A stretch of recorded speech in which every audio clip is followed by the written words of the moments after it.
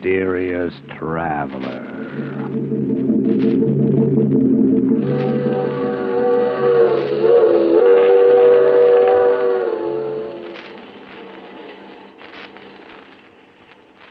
This is the mysterious traveler, inviting you to join me on another journey into the realm of the strange and terrifying. I hope you will enjoy this little trip, that it will thrill you a little and chill you a little. So settle back, get a good grip on your nerves. But where are we going? We're going to delve into the life of a frightened man in a tale titled The Queen of the Cats.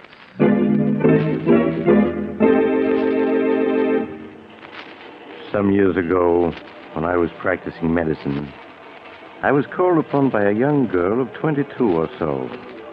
As she was shown into my office, I could see that she was having a difficult time suppressing her agitation. Her lips trembled as she spoke. Dr. Smith, my name is Jane Elliott. I have an appointment with you. Yes, Miss Elliott. Won't you be seated, please? Thank you. Now, what seems to be the trouble, Miss Elliott? You're trembling. You don't look well at all. I'm not ill, Doctor. It's Chris Arnold, my fiancé. Oh, Doctor, you've got to help him. If you don't, something terrible will happen. Well, I'll do everything I can, Miss Elliott. Now, tell me what's wrong. I don't know what's wrong. All I know is that Chris is frightened. He's in deadly fear of something. Has he told you what it is that frightens him? No, I've questioned him countless times, but he refuses to tell me. I see. Where is your fiancé now? At his home, Brookfield Manor. Oh, Doctor, I know it's late, but won't you come with me and see Chris? He needs help desperately. There, Miss Elliott. You mustn't cry. Of course I'll come with you. And I'll do what I can.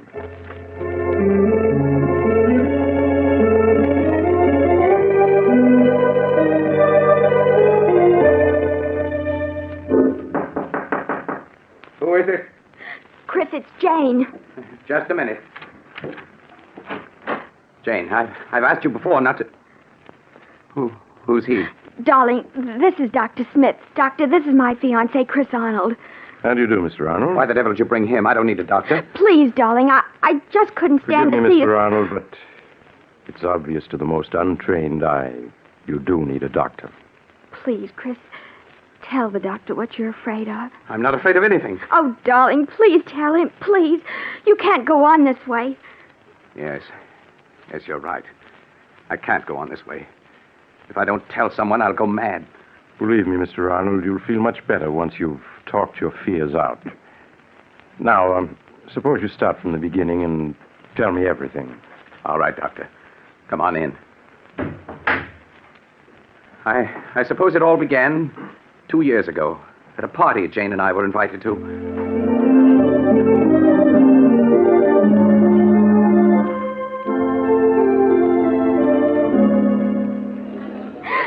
Oh, Chris, isn't this a wonderful party? The only thing wonderful about it is you. Oh, Chris, don't. People are watching. A fine thing when a man can't kiss his best girl in public. What's this generation coming to, anyway? At Miss Tyndall's school, we were taught a young lady never kisses a man in public. Miss Tyndall is setting romance back 50 years. Who are you looking for, anyway? Rana Farouk, my roommate at Miss Tyndall's. Oh, yes, she's the Egyptian girl you were telling me about. Yes, I want you to meet her. Only you better not fall in love with her as every other man does. Sounds as though she's a second Cleopatra. Men just can't seem to be able to resist her. Well, I'm curious to see this siren of the Nile. Oh, there she is, Chris. Come on. So that's Rana. No wonder men can't resist her. Hello, Jane. I've missed you. Rana, this is Chris Arnold. Chris, this is Rana Farouk. Hello, Chris. Hello, Rana. Oh, look, there's Miss Tyndall waving to me. Excuse me, won't you? Of course, Jane. I'll be back in a minute. You know, Chris, at Miss Tyndall's, the first thing I'd see in the morning when I got up, and the last thing before I went to bed, was your picture.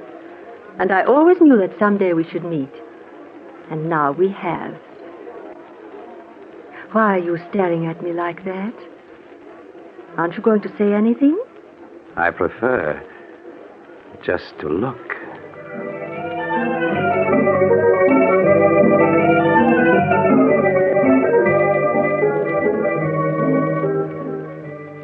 Even now, Doctor, 2 years after our first meeting, I find it difficult to describe how beautiful Rana was. She had lustrous black hair that came down to her shoulders and sparkling green eyes that bewitched you. No words can do her beauty justice. I was captivated the moment I saw her. I see. What happened after that first meeting? Rana seemed also attracted to me. After that night, we saw each other constantly. You did? Nothing seemed to matter to me when I was with her. And it made me indescribably happy to learn she felt the same way. A month after we'd met, we were married. Please go on, Mr. Arnold. After we were married, we took an apartment in town. In the months that followed, I began to see Rana not as the image I'd been infatuated with, but as she really was, vain, selfish, and possessive. It was a possessiveness verging on madness. She couldn't bear to have me out of her sight, and when I was, upon my return, there would be questions, countless questions. I began to dread seeing her. And then there were the cats. The cats? Yes. She had an insane passion for them. Yes, when Rana and I were at school together, Doctor, she always had a few cats around. She said that she couldn't live without The apartment them. was always full of cats. She'd sit for hours stroking them, whispering to them until I felt I'd go mad. Life became a nightmare for me, a nightmare full of cats. And Rana asking questions, endless questions. One day, I realized I couldn't go on living with her any longer, that our marriage had been a mistake. I decided to tell her about it that very evening. May I come in, Rana? Of course, dear. Rana, there's something important I want to talk to you about. Oh, please, Chris, there's so little time just now. We can talk later after the party. But, Rana, this is important. I think that... Darling, whatever you have to say can wait. Now, please hurry. But... Well, all right. We'll discuss what I have to say later. Chris, when I called you at the office this afternoon, why didn't you tell me that you had had lunch with Mary Walker? What? How did you know I had lunch with her? Oh, a friend told me. A friend? Who was it? What is it, my beauty? What are you trying to say? Rana, put that cat down and answer me. Who was the friend that told you I had lunch with Mary Walker? You have never met her, darling. How is it that you always know what I've been doing, whom I've been seeing? It's as though you have people spying on me. Chris, what a thing to say. Now, please hurry or we'll be late. There's something strange about the way you always know what I've been doing. Sometimes I suspect... Chris, look out. You stepped on Sabina's tail. I'm sorry, but I didn't see it. I asked you before to be more careful. Poor Sabina. Are you all right now, my beauty? If there weren't so many cats underfoot, I wouldn't have stepped on her. Why must you have 5 cats around? Because I love cats. They're beautiful, sacred. Thousands of years ago, my ancestors worshipped cats. And the great cat goddess Sekhmet. On the river Nile, close by the ancient city of Hamadi, where I was born, are the graves of 100,000 sacred cats. They have been mummified and buried with reverence. Rana, I can't go on like this anymore. My darling, what do you mean? I feel our marriage was a mistake. I want a divorce. Chris, you can't be serious. But I am. I love you, Chris, and I won't give you up. You're mine, darling. You always will be. Nothing shall ever separate us.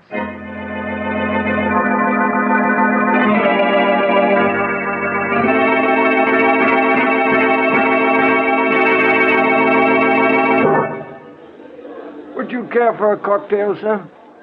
No, thank you. Well, even if you won't have one, Mr. Arnold, I will. Jane, it's good to see you again. Just let me look at you. Chris, you're not looking well at all. Are you all right? I am now. Jane, can't we go someplace and talk? What about the terrace? All right, Chris. Here, this door opens onto it. Yeah, this is much better. It's been quite some time since we've seen each other, hasn't it? Yes, the last time we saw each other was the night that... The night that I met Rana. Yes. How is Rana, Chris? Oh, She's fine.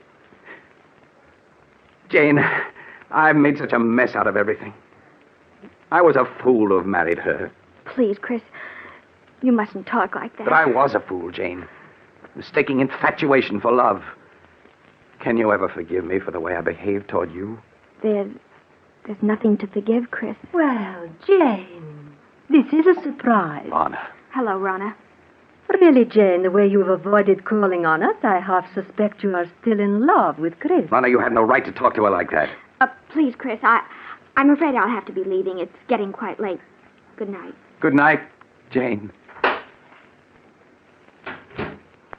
I hope I didn't interrupt anything by coming out here so unexpectedly, Chris.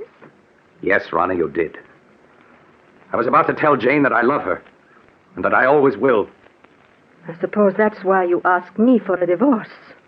You've been secretly seeing her. Secretly seeing her? Is it possible for me to see anyone or do anything secretly without your knowing about it? No, you are quite right. It is not possible. I know everything you do. So I would forget Jane if I were you. Rana, how can you possibly want me, knowing how I feel about Jane? You've got to give me a divorce. I'll never give you a divorce. Never. Do you hear? You're mine. You always will be. Yes? Well, what's to prevent me from leaving you? Wherever you go, Chris, I'll follow. If I can't have you, no one else ever will. Remember, Chris, you're mine. You always will be.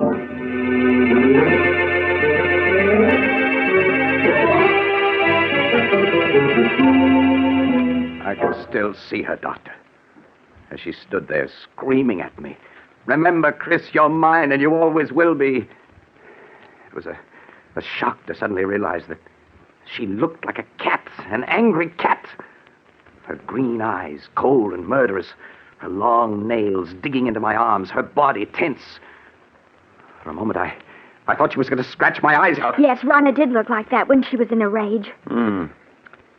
What happened after that night, Mr. Arnold? I stopped speaking to Rana. We lived in the same apartment, but that was all. Weeks passed, and Rana waited for me to come around as she felt certain I would. Yes.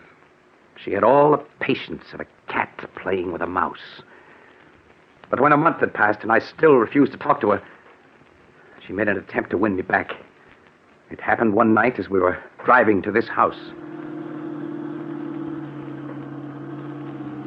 Why are you slowing down, Rana? I want to talk to you, Chris, and I can't talk to you while I'm driving. There's no point in your stopping. We have nothing to say to each other. Oh, but we do, darling. Chris, we could be so happy together if you wanted to. You know how much I love you. It's a possessive love that smothers me to death. Chris, you know that isn't true. I could make you happy if you'd only let me. Oh, please don't turn away from me, Chris. I'll do anything to make you happy. Anything. Anything? And you can give me a divorce. So you're still thinking of her, hoping I'll give you a divorce so you can marry her. Well, I won't. Do you hear? I won't. I think we'd better be moving along. Chris, you haven't any right to treat me like this. I'm your wife. Only in the eyes of the law, not in my eyes. I hate you. I hate you! You cat! You almost took out my eyes with those claws of yours. I will scratch your eyes out before I let any other woman have you. You're mine. You always will be. Perhaps this will bring you to your senses. Slide over. I'll drive. Very well, Chris.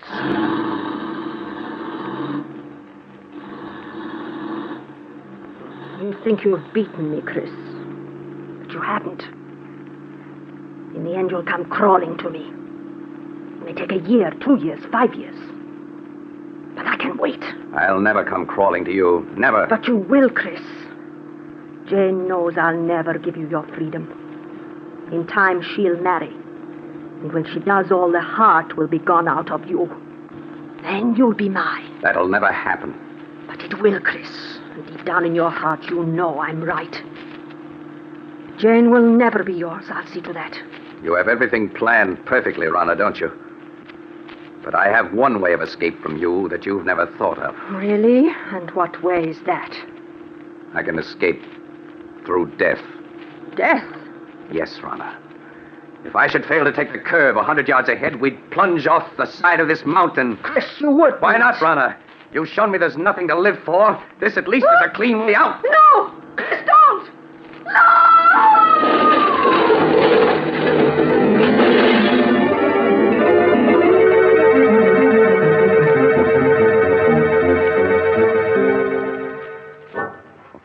I drove the car over the side of the mountain, Doctor. I thought Rana and I were going to our deaths. But fate decreed otherwise. When I recovered consciousness 48 hours later in a hospital, I learned it was only Rana who died. Yes, I recall reading about it in the papers. It was a miracle that you survived. Yes. For weeks, they despaired of saving me. But at the end of 8 months, I walked out of that hospital. The police believed my story that it was an accident. And I was free to begin a new life. It was just a week after I was discharged from the hospital that I ran into Jane. Chris! Oh, Chris, it's you. Janie, you always seem to pop up just when I need you most. Chris, you look so much older. Are you all right? Well, my heart isn't any too good, but otherwise I'm fine. And seeing you again is just what I need to put me on my feet. These past months must have been so difficult for you. I don't want to look back to the past, Jane, but only to the future. The future I once hoped we'd share, and still do.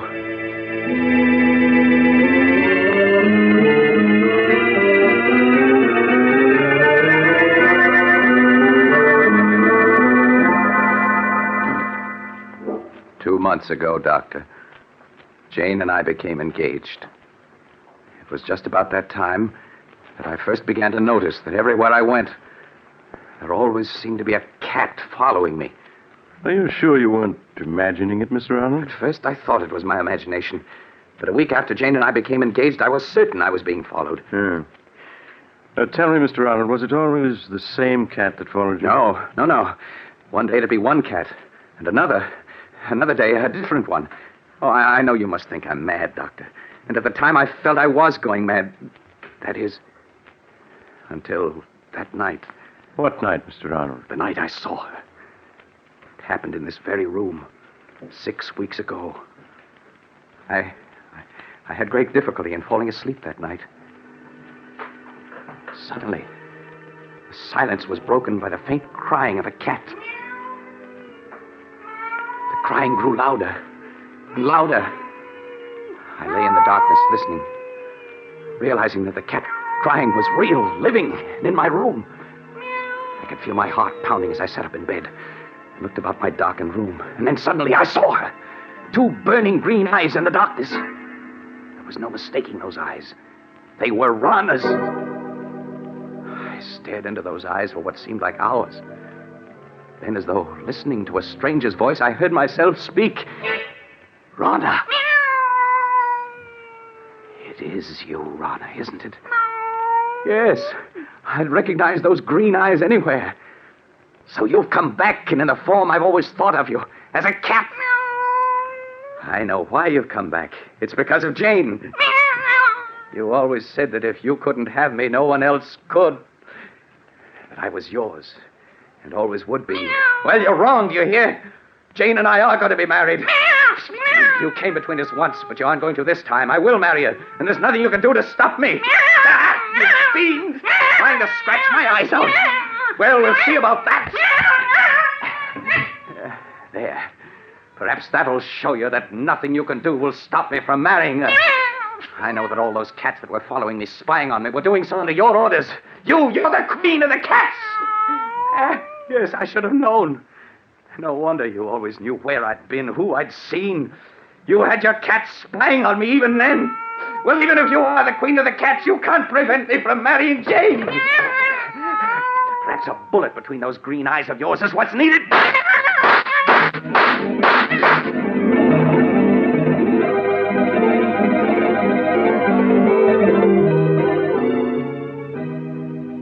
I emptied the gun at her, Doctor, and then turned on the lights.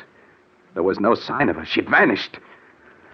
All that I found were those 6 bullet holes in the wall. Tell me, Mr. Arnold, isn't it possible that you only dreamed all that? That actually you fired the gun in your sleep and the shots themselves wakened you? I tried to tell myself that, Doctor. But during the nights that followed, I knew it was not a dream. For night after night, she appeared in my room. I'd lie awake, waiting to hear her footsteps, her voice. And when she would appear, I'd plead with her to leave me alone. But she'd only stare at me with those burning green eyes, waiting. I knew she'd never leave me alone as long as I intended to marry Jane. Finally, I could stand it no longer, and I went to see Jane. Chris, this is a surprise. Come in, darling. Thank you, Jane. Oh, well, where have you been keeping yourself this past week? I was beginning to believe I was being jilted. Jane, there's something I want to ask you. Yes, Chris, of course. What is it? I know we set our wedding for next week, but couldn't we put it off for a while? Just a little while. Darling, what is it? There's something wrong. I know there is. Please tell me. I wish I could, but I can't. Please, Jane, just have faith in me. You know I wouldn't postpone our marriage if I could possibly help it. All right, Chris, I do have faith in you. We'll consider our marriage postponed for the time being.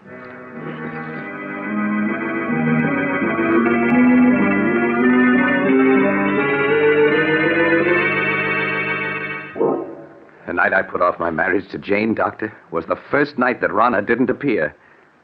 And the first night in a week that I'd been able to sleep. You think, Mr. Arnold, that she didn't appear again because you would postpone your marriage to Jane? I know it. Weeks went by, weeks in which I was able to sleep soundly without being awakened by her. And I came to think that perhaps it had all been part of a horrible nightmare, and that I was over it at last.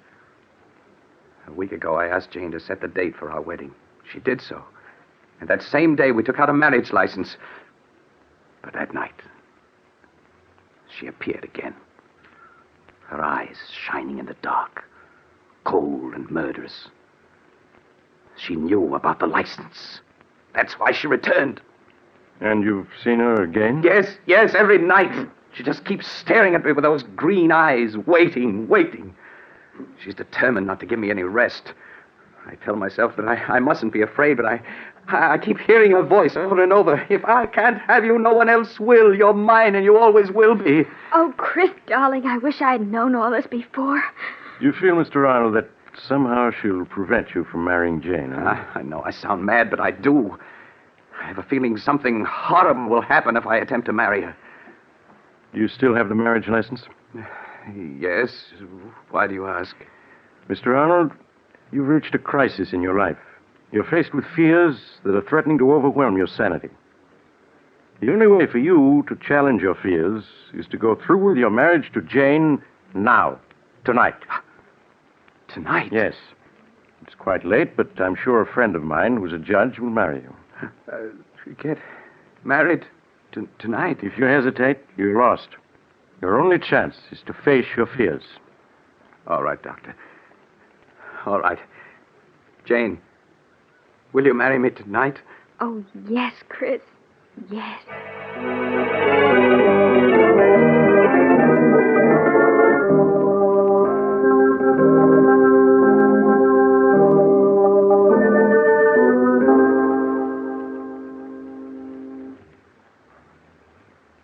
I'm sorry to get you up in the middle of the night, Judge, but for reasons I can't explain, it's important that these two be married tonight. That's quite all right, Doc. Always glad to oblige a friend. Have you got the license and the ring, young man? Yes, sir. Here's the license and the ring. Now, young man, if you'll take a right hand. That's it. Now, shall I give you the long ceremony or the short one? The short one, please. Just as you say, young lady. This is the shortest one I've got. Do you, Jane Elliott, take this man to be your lawful wedded husband, to love, honor, and obey as long as ye both shall live? I do. Do you, Christopher Arnold, take this woman to be your lawful wedded wife, to love, honor, and cherish as long as you both shall live? It's she. It's Rana. Chris, please, it's only a black cat. You mustn't pay any attention to it. Of course not. Now, It's Rana, I tell you. Look at her eyes. I told you she was trying to prevent my marrying Jane. Well, I'll get rid of her once and for all. Chris, what are you doing with that gun? Put it down. She got away. Well, whatever she's gone, I'll find her and kill her. Chris, come back.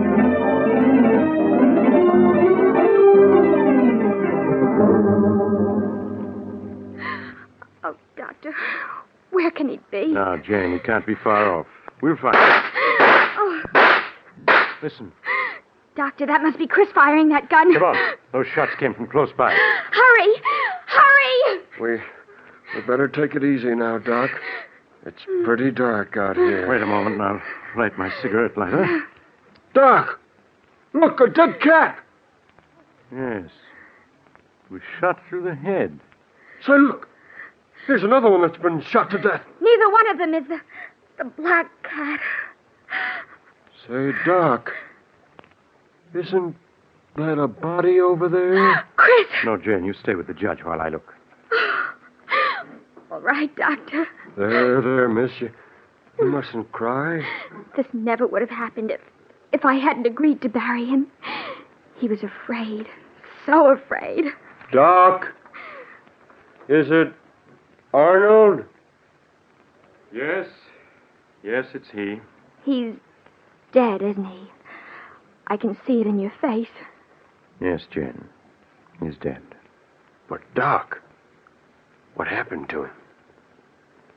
He's been clawed to bits, as if by hundreds of cats.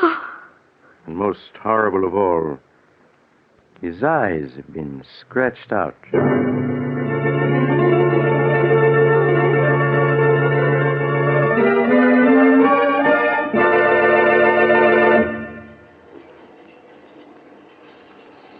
This is the mysterious traveler again.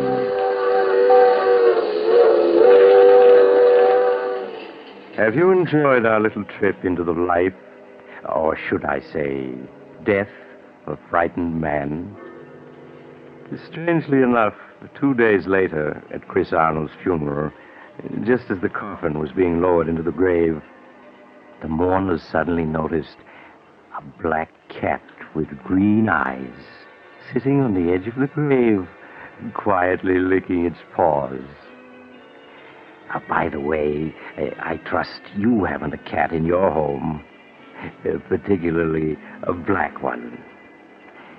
I once knew a woman, she's dead now, who had a... Oh, you're getting off at the next stop, huh? I'm sorry. Perhaps you'll join me again soon. I take this same train every week at the same time.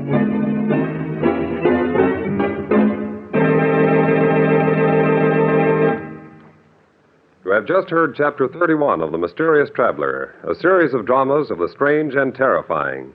In today's story, Queen of the Cats, Stutz Cotsworth played Chris, Sarah Burton played Rana, and Sandra Gould played Jane. The Mysterious Traveler is written by Bob Arthur and David Cogan, and original music was played by Doc Whipple. The entire production was under the direction of Jock McGregor.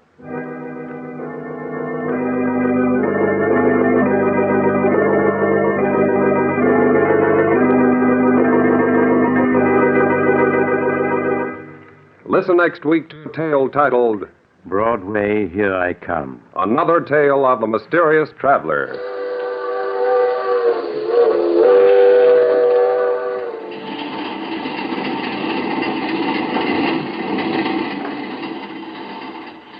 The Mysterious Traveler is presented by WOR Mutual from the WOR studios in New York. It is presented over most of these stations every Sunday afternoon at 3:30. This is Mutual.